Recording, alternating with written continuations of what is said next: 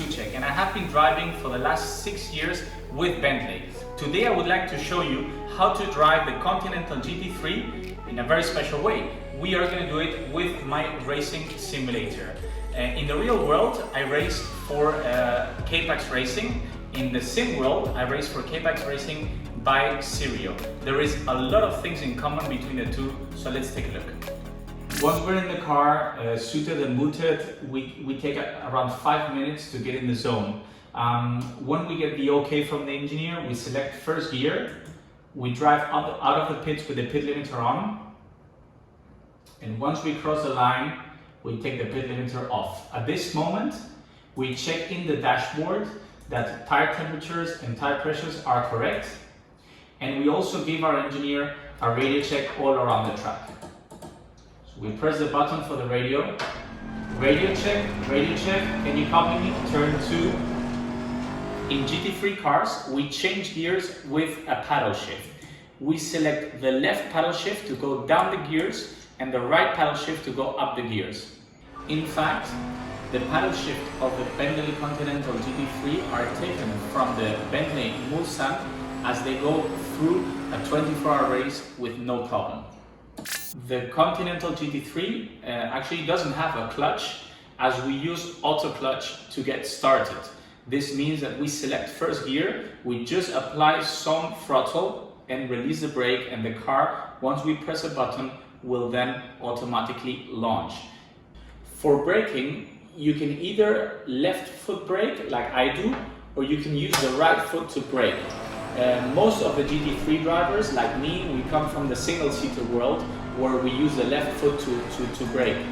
If you have never done that and you do it for the first time, I would not recommend you to try it. It's quite dangerous. The most important thing about driving a GT3 car is to push as hard as you can without being too aggressive. If you overdrive the car and you brake too late, you would then kill the speed and struggle to make it out of the corner.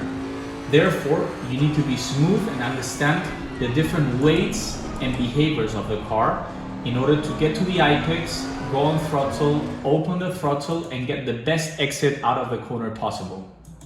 In the real world, as well as in sim racing, there is a few things we can adjust ourselves from the steering wheel.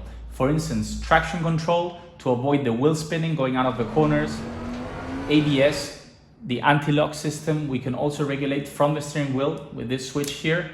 The brake bias, so if we want more braking on the front or more braking on the rear, and the engine map in case there is a safety car and we want to save a little bit of fuel. In case we want to go for a quali lap, we select different engine maps. All this we usually agree always with our engineer prior going out on track. But in case it rains or the conditions change, we can apply our knowledge and include the different parameters in the steering wheel to make our driving more comfortable. So, very long straight line, hard braking. We apply around about 150 bars, which is a huge amount of brake pressure in order to stop the car. Turn 3 in Barcelona, it's obviously my home track, it's a very fast right-handed where you need to try and carry speed, go on throttle early and keep the minimum speed high because it's a fast corner. 2-4 Repsol corner. Quite edgy, you always need to point to the inside, go on throttle and open the steering wheel as soon as you can, not to screw up too much speed. Turn 5 is a very difficult one to get right because it's got a bit of off-camber and it's really difficult to nail the apex point. Turn 6 and 7 Moreneta, it's an uphill corner where the braking is slightly difficult. Into turn 9 now, very fast right-handed, where you need to use as much exit curve as possible. 4th gear, into, I would say, the most challenging braking zone of Barcelona, Catalunya. Left-handed turn 10, very, very tight. You need to get the apex right in order to put the steering wheel straight and go on power. And the last sector, it's a difficult one, very technical. Is a new chicane that they installed not too long ago. There was before 2 right-hand corners, so the last chicane is very slow. First gear, up to second on a short shift using all the exit possible, and on power flat in the last corner into the straight line. Once the session is complete, we go through our data with our race engineer. In real world, we would do that in the truck. In this case, we use a system called Discord, which I will show you right now. In order to compare ourselves with our teammates, we use data with different graphs that show us what we can improve on each corner.